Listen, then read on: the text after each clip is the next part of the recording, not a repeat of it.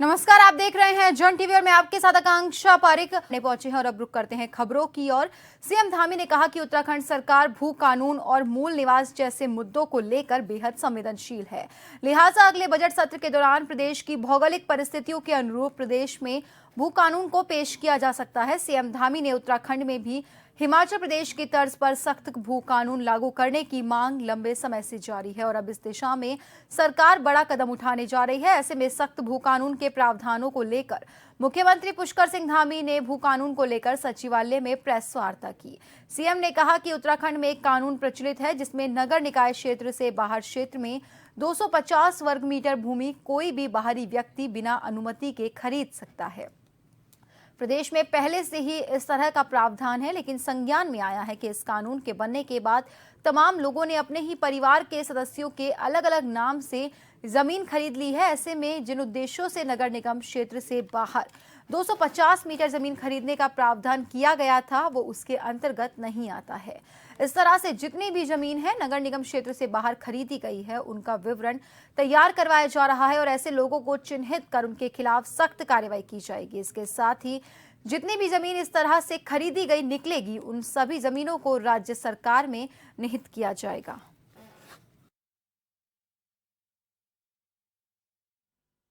इसके अनुरूप एक वृहद भू कानून लाने के लिए हम प्रयासरत हैं कि हम इसमें एक भू कानून लाएंगे और जिस प्रकार मार्च 2021 से अब तक लंबे समय से चले आ रहे अनेक मामले ऐसे थे और जिन मामलों पर फैसले नहीं हो पा रहे थे उन सभी मामलों पर हमने फैसले भी लिए हैं, चुनौतीपूर्ण मामले रहे हों। मैं जो आज विशेष रूप से आपसे बात करने वाला हूँ उसमें कि उत्तराखंड के अंदर एक कानून हमारे यहाँ पर प्रचलित है, उसमें जो नगर निकाय क्षेत्र से बाहर है जिसमें 250 वर्ग मीटर भूमि कोई भी बिना अनुमति के खरीद सकता है। एक ऐसा हमारे यहाँ पहले से इस प्रकार का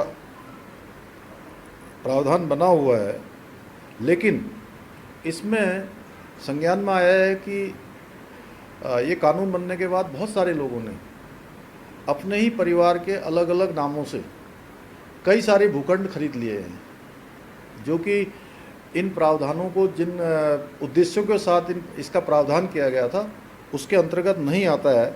और हम ऐसी सभी ज़मीनें जो इस प्रकार से खरीदी गई हैं उनका हम विवरण तैयार करा रहे हैं और ऐसे लोगों के विरुद्ध सख्त कार्रवाई की जाएगी और जितनी भी ज़मीनें इस प्रकार की निकलेंगी जिन्होंने जो प्रावधानों के अंतर्गत नहीं आते लेकिन ज़मीनें खरीदी हैं वो सारी ज़मीनें राज्य सरकार में निहित की जाएंगी।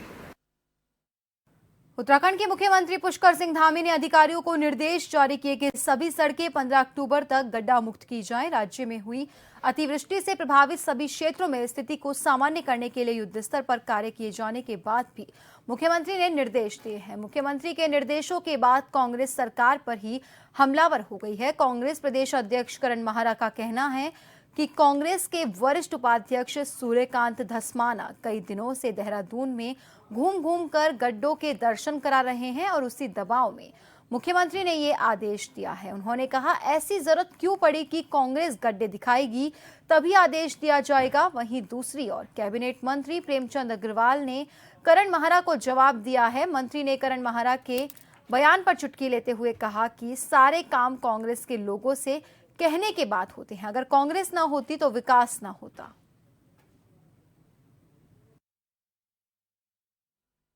देखिए, मैं इसमें धन्यवाद देना चाहता हूं अपने कांग्रेस के साथियों को, खासकर सूर्यकांत धस्माना जी को जो हमारे वरिष्ठ उपाध्यक्ष हैं। वो पिछले कई दिनों से देहरादून में घूम घूम के गड्ढों के दर्शन करा रहे हैं और उस दबाव में सीएम ने आदेश दिया है। सीएम को पहले चेत जाना चाहिए था, ज़रूरत क्यों पड़ी कि जब सूर्यकांत धस्माना जी गड्ढे दिखाएंगे तभी हम आदेश करेंगे, उससे पहले क्यों नहीं? क्या आपके पास आपका विभाग नहीं है जो आपको सूचना देता है कि इतने गड्ढे हो रहे हैं, इतना ये हो रहा है? और हालात जब प्रदेश के राजधानी की ये है जहाँ स्मार्ट सिटी के नाम से बहुत ज़्यादा पैसा आया हुआ है, उसके बावजूद भी अगर गड्ढे नहीं भरे जा रहे तो एक ऐसे स्टेट में जिसकी आर्थिक स्थिति खराब है, तो वहाँ गाँव की सड़कों का, इंटीरियर की सड़कों का, उन जिलों की उन सड़कों का क्या हाल होगा जहाँ के लिए पैसा ही बजट ही नहीं है। यहाँ तो स्मार्ट सिटी का बजट आया तभी भी गड्ढे नहीं भरे जा रहे हैं। देखिए, आज सारे काम कांग्रेस के लोगों के कहने के बाद हो रहे हैं। हमें लगता है कि कांग्रेस ना होती तो शायद विकास ना होता, जबकि ऐसा नहीं है। कांग्रेस यदि विकास की बात करती तो कांग्रेस आज सत्ता में होती। कहाँ है कांग्रेस? कांग्रेस के लोग तो सिर्फ एक दिखावा करने की आदत हो गई। हमारी सरकार गंभीरता से काम करती है। आप जानते हैं कि मैं यदि एक उदाहरण दूं तो आप शायद मेरी बात से संतुष्ट होंगे। उत्तराखंड का एक ट्रेंड बन गया था। हालांकि आप जानते हैं कि उत्तराखंड निर्माण भारतीय जनता पार्टी के हमारे अटल बिहारी वाजपेयी जी जो प्रधानमंत्री रहे उनके बाद बना था, और पहला चुनाव हम हारे थे 2002 का उत्तराखंड के अंदर, और 2002 के में कांग्रेस आई जिन्होंने कहा था हमारी लाश पे बनेगा उत्तराखंड, लेकिन जनता है उन्होंने उनको पसंद किया, वो सरकार में।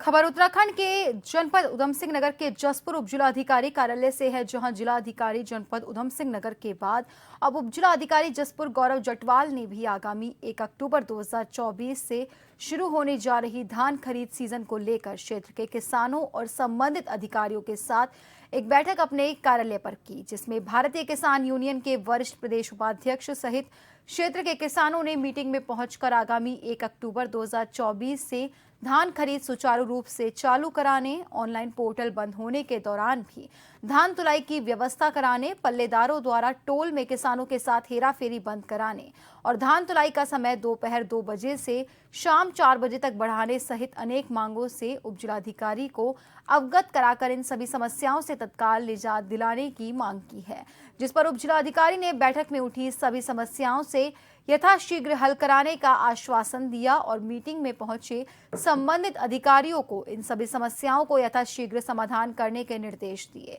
इसके साथ ही उपजिलाधिकारी ने मीटिंग में पहुंचे किसानों से एक निगरानी कमेटी गठित करने को भी कहा, जिस पर सभी किसानों ने सहमति जताते हुए निगरानी टीम गठित कर अवगत कराने की बात कही। एसडीएम कार्यालय पर मीटिंग थी। धान का सीजन आ रहा है, किसानों का धान पक्के तैयार होने वाला है, तो जो क्रय केंद्र लगने थे धान क्रय केंद्र, उसी विषय में चर्चा हुई है। जो किसानों की समस्या थी वो सारी एसडीएम साहब ने पूछी है कि क्या क्या दिक्कतें आई हैं पिछले वर्षों, और वो हमें बताइए क्योंकि उनका सॉल्यूशन किया जाए। तो इसलिए हमारे पूरे किसान क्षेत्र के आए हैं, जहाँ जहाँ जो दिक्कत आई है सब किसानों से ली गई है वो दिक्कतें, और उन्हें दूर करने का आश्वासन एसडीएम साहब ने दिया है। धान की फसल का टाइम आ गया है, उसके लिए तुलाई के लिए जैसे सेंटर की कमी थी, उसके सेंटर के लिए उन्होंने कहा कि सेंटर हम बढ़ाएंगे, और पल्लेदारों के लिए भी जो धांधली करते हैं बीच में, तो पल्ले जो कट्टे हैं वो छुपा देते हैं, तो बिनाई कर देते हैं, उसमें बड़े करते हैं, और पल्लेदार जो हैं वो साफ सफाई नीचे जो धान जहाँ गेहूँ रह जाती है वो माल बड़ा दे जाते हैं। 1 अक्टूबर से हमारा धान खरीद का जो है वह सीज़न स्टार्ट होने वाला है, और इसलिए जो यहाँ के जसपुर के किसान हैं उनके एसोसिएशन जो है उनको बुलाया गया था, और इसके अतिरिक्त खाद्य विभाग और मंडी के लोगों को भी बुलाया गया था, ताकि 1 अक्टूबर से जो हमारी खरीद शुरू होनी है उसके लिए जो तैयारियाँ हैं या किसानों की जो अपेक्षाएँ हैं सरकार से या केंद्रों से, संबंधित डिपार्टमेंट से या उनसे मिलर से, तो उसको सुन के उसमें जो भी चीज़ें हमें करनी है पूर्व में वो हम भली बाती कर सकें।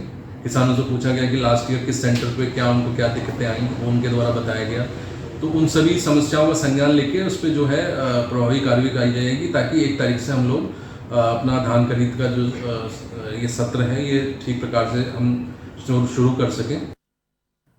उत्तराखंड के देहरादून में शुक्रवार को एक मुस्लिम लड़की के साथ हिंदू लड़का रेलवे स्टेशन पर घूमता हुआ मिला। इसके बाद इलाके में सांप्रदायिक तनाव फैल गया। मामले का पता चलने पर दोनों समुदाय के लोगों ने एक दूसरे पर पथराव किया और 2 पहिया वाहनों को नुकसान पहुंचाया। घटना गुरुवार रात को हुई। पुलिस ने बताया लड़का और लड़की दोनों नाबालिग हैं और यूपी के बदायूं के रहने वाले हैं। दोनों एक दूसरे को जानते हैं। उन्होंने बताया लड़की कथित तौर पर अपने घर से भागकर यहां के सेलाकुई इलाके में काम करने वाले लड़के से मिलने आई थी। देहरादून पहुंचने पर उसने लड़के को फोन किया जो उससे मिलने रेलवे स्टेशन आया था। उन्होंने बताया रेलवे पुलिस कर्मियों ने लड़के को अजीबोगरीब समय पर घूमते हुए देखा और उससे पूछताछ की। अधिकारी ने बताया पुलिस ने उसके माता पिता से संपर्क किया तो पता चला कि बदायूं के एक पुलिस स्टेशन में उनकी तरफ से गुमशुदगी की शिकायत दर्ज करवाई गई है। जानकारी के मुताबिक लड़की के माता पिता ने घटना के बारे में देहरादून में अपने जानने वालों से बात की है। देहरादून के एसएसपी अजय सिंह ने बताया कि सूचना मिलते ही दोनों समुदाय के लोग रेलवे स्टेशन के घर के बाहर पहुंच गए और दोनों के बीच तीखी नोकझोंक हुई। उन्होंने बताया दोनों पक्षों ने आपसी झड़प में रेलवे स्टेशन के बाहर खड़े कुछ 2 पहिया वाहनों को नुकसान पहुंचाया और एक दूसरे पर पथराव किया। सूचना मिलते ही पुलिस भी मौके पर पहुंची। घटना के तुरंत बाद मौके पर पहुंचे एसएसपी ने बताया भीड़ को तितर-बितर कर स्थिति को कंट्रोल किया गया है।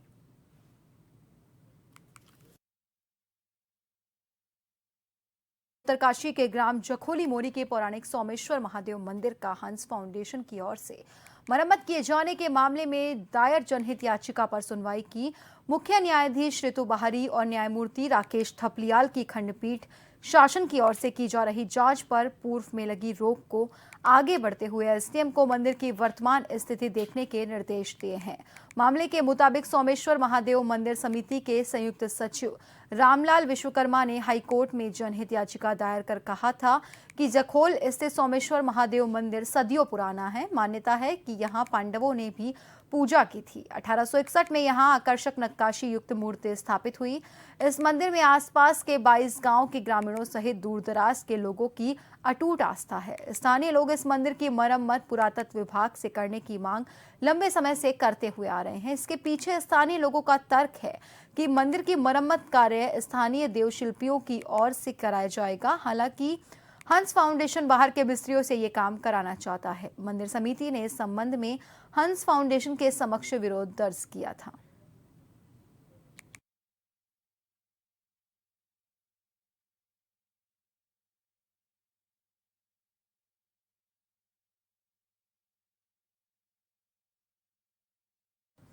पिछले 13 सितंबर को आई आपदा के चलते टनकपुर चंपावत मार्ग स्वाला के पास भारी भूस्खलन से बंद हो गया। जिलाधिकारी नवनीत पांडे द्वारा एनएच के मुख्य अभियंता दयानंद, अधीक्षण अभियंता अनिल पांगती, अधिशासी अभियंता आशुतोष कुमार सहित कार्य कर रही कंपनी के प्रोजेक्ट डायरेक्टर रितेश गुप्ता के साथ स्वाला में बंद टनकपुर चंपावत एनएच को खोले जाने के लिए किए जा रहे कार्यों का स्थलीय निरीक्षण किया। जिलाधिकारी ने विभाग के अधिकारियों को निर्देश दिए हैं कि शीघ्रता से कार्य करते हुए मार्ग को खोला जाए। उन्होंने कहा कि योजनाबद्ध तरीके से मार्ग खोलने का काम किया जाए।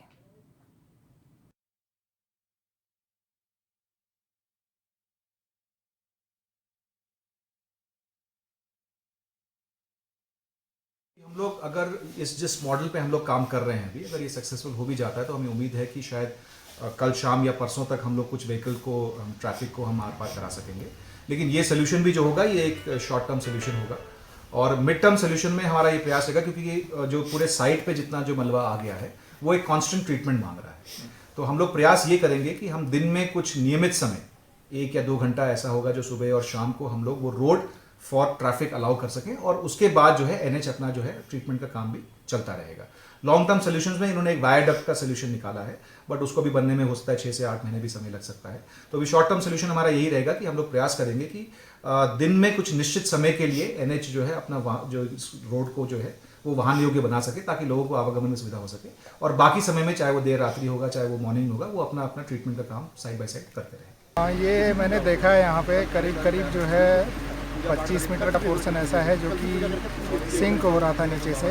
तो इस पे मैंने देखने के बाद इनको निर्देश दिए, हमारे जो यहाँ पर HMBS करके जो कॉन्ट्रैक्टर काम कर रहे हैं और हमारे जो इंजीनियर काम कर रहे हैं, कि इस पे bundled SDA self drilling anchors डालते हुए horizontally as well as vertically and inclined way में डालते हुए और उसको जो है ग्राउंड करें और तब जो है उसके ऊपर गेबियंस रखें, ताकि जो भी इस मास का जो हॉरिजेंटल एंड वर्टिकल मूवमेंट हो रहा है वो जो है रेस्टेन हो जाए और फिर उसके ऊपर जो है प्रॉपर GSB और ये सब डालते हुए ट्रैफिक को जो है हम कोशिश करेंगे कि अगले एक दिन के अंदर जो है इसको लाइट व्हीकल के लिए खोल दें और फिर अगले दिन जो है इसको जो हैवी व्हीकल्स के लिए खोलने के लिए हम पूरे प्रयास करेंगे। रुड़की की गंगनहर कोतवाली क्षेत्र के गुलाबनगर स्थित हाईवे पर माही हेल्थ केयर अस्पताल में एक महिला की डिलीवरी के दौरान मौत हो गई, जिसके बाद गुस्साए परिजनों ने अस्पताल के अंदर तोड़फोड़ मचा दी और डॉक्टर्स पर लापरवाही का आरोप लगाया। वहीं अस्पताल के डॉक्टर स्टाफ मौका पाकर फरार हो गया। आपको बता दें, रुड़की क्षेत्र में लगातार झोलाछाप डॉक्टर्स की लापरवाही से जच्चा बच्चा की मौतें हो रही हैं। स्वास्थ्य विभाग इन तमाम मामलों के सामने आने से भी अनजान बना हुआ है, तो कहीं ना कहीं स्वास्थ्य विभाग पर बड़ा सवाल खड़ा होता है कि आखिर ऐसे अस्पतालों पर कार्रवाई क्यों नहीं हो पाती। दरअसल रुड़की की गंगनहर कोतवाली क्षेत्र के रुड़की देहरादून स्थित माही अस्पताल में एक गर्भवती महिला की डिलीवरी के दौरान मौत हो गई। हालांकि परिजनों का आरोप है कि डॉक्टर्स ने उसे गलत तरीके से इंजेक्शन दिए हैं, जिसके बाद महिला की मौत हुई है। अब ये इंजेक्शन है, ये लगा दो इसको, ये लगा दो। 20 इंजेक्शन 10 मिनट में ठोक दिया पेट चिरा हुआ, लड़की का बराबर पेट चिरा हुआ। डॉक्टर मौके पे डॉक्टर कौन था जिन्होंने? सारे डॉक्टर थे, डॉक्टर का पता ही नहीं कौन डॉक्टर है जी। मैं 2 दिन का रहा हूँ, डॉक्टर में देखा ही नहीं आया था। नहीं चल्ले चपाटे काम कर रहे थे, मेरे आपको स्कूटरी में लाए 10 इंजेक्शन और दमादम ठोक दिए बाल, और वो देखा क्या जब अब जब वहाँ ले जाओ इतनी देर में क्या हो जाता है 5 मिनट में। अब आप मसूरी की पक्षी विविधता पर IAS संजय कुमार द्वारा लिखित पुस्तक birds in and around Mussoorie का मसूरी के सभागार में आयोजित कार्यक्रम में उत्तराखंड के राज्यपाल गुरमीत सिंह ने विमोचन किया। भारतीय प्रशासनिक सेवा के 2002 बैच के अधिकारी संजय कुमार द्वारा लिखित यह पुस्तक मसूरी के सुरम्य शहर में और उसके आसपास पाई जाने वाली समृद्ध पक्षी विविधता का विस्तृत अन्वेषण है। ये पुस्तक पर्यटकों, पक्षी प्रेमियों और क्षेत्र की प्राकृतिक विरासत में रुचि रखने वाले संरक्षणवादियों के लिए एक शैक्षिक संसाधन और मार्गदर्शन दोनों के रूप में काम करेगी। पुस्तक विमोचन के साथ एक पैनल चर्चा भी की गई, जिसमें संरक्षण, इतिहास और स्थानीय संस्कृति में विशेषता रखने वाले वक्ताओं में डॉक्टर धनंजय मोहन प्रधान, संजय कुमार MD PCF शामिल रहे, जिन्होंने पर्यावरण संरक्षण के साथ बर्ड्स पर विभिन्न मुद्दों में चर्चा की। उत्तराखंड के राज्यपाल गुरमीत सिंह ने कहा कि उत्तराखंड प्राकृतिक सुंदरता से भरा हुआ है। संजय कुमार द्वारा लिखित पुस्तिका बर्ड इन अराउंड मसूरी में मसूरी और आसपास के क्षेत्र की करीब 150 विभिन्न प्रजातियों की चिड़िया का फोटो और विवरण दिया गया है, जिसको लेकर संजय कुमार ने 22 साल की मेहनत और गहरी खोज की है। अराउंड मसूरी जो है, इसका प्रथम संस्करण मैंने 2014 में लिखा था। 10 साल के बाद पुनः एक मौका मिला इस बुक को कंप्लीट करने का। अपडेटेड वर्जन है। इस किताब में मसूरी के करीब 300 के आसपास स्पीशीज़ जो मसूरी के आसपास पाए जाते हैं। मसूरी के आसपास का मतलब मसूरी शहर और करीब 15 से 20 किलोमीटर की पेरिफेरी में जितने जो क्षेत्र है उसको हमने लिया है। 150 ऐसे बर्ड्स की स्पीशीज़ हैं जिनका चित्रण किया गया है, उनके बारे में काफ़ी जानकारी दी गई है, कहाँ दिख सकते हैं, किस सीज़न में दिखते हैं, उनके व्यवहार के संबंध में जानकारी। कि आज ये पुस्तक का विमोचन हुआ है और ये बहुत ही खूबसूरत पुस्तक लिखी है संजय जी ने, और एक करीब 150 पक्षियों का, मसूरी के आसपास के पक्षियों का चित्रण है इसमें, उनके बारे में काफ़ी कुछ है। और जो एक मुख्य भूमिका अदा करेगी ये किताब, क्योंकि मसूरी में बहुत पर्यटक आता है हमारा, लेकिन वो आते हैं, घूम के चले जाते हैं, उनको पता ही नहीं चलता कि यहाँ पक्षियों और प्रकृति की इतनी अच्छी खूबसूरती है। जब ये पुस्तक के पन्ने वो पलटेंगे तब उनको लगेगा कि अरे यहाँ तो एक खजाना छुपा हुआ था, तो वो उसकी तरफ ध्यान देंगे। सौभाग्य का दिन है कि आज विश्व टूरिज्म डे है, और आज इस उपलक्ष्य के अंदर में जो उत्तराखंड की खूबसूरती है, जो नेचुरल ब्यूटी है, डिविनिटी, स्पिरिचुअलिटी, उसको मद्देनजर रख के आज एक बहुत सुंदर कार्य किया है कि birds in and around Mussoorie के ऊपर में एक किताब का विमोचन किया गया है। ये संजय जी ने ये किताब लिखी है और इसके अंदर में तकरीबन 150 बर्ड्स जो इन एंड अराउंड मसूरी हैं, उनकी फ़ोटोग्राफ, उनकी डिटेल्स बहुत ही विस्तार से दी गई है। इसके अंदर में बहुत गहरी खोज की गई है। नेपाल में लगातार बारिश की वजह से नदियां उफान पर है। लगातार बारिश और पानी छोड़े जाने की वजह से बिहार की कई नदियों में जलस्तर लगातार बढ़ रहा है, जिसकी वजह से बिहार में बाढ़ का खतरा बढ़ गया है। बिहार में अगले 48 घंटों में प्रमुख नदियों में अप्रत्याशित मात्रा में पानी प्रवाहित होने को लेकर जल संसाधन विभाग अलर्ट मोड पर है। विभाग के सभी पदाधिकारियों की छुट्टियां अगले आदेश तक रद्द कर दी गई हैं।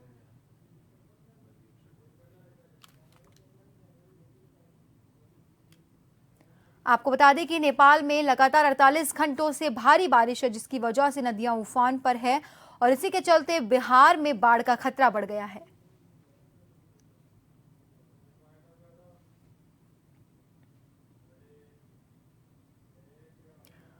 और फिलहाल के लिए बुलेटिन में इतना ही। बने रहिए जन टीवी के साथ। नमस्कार।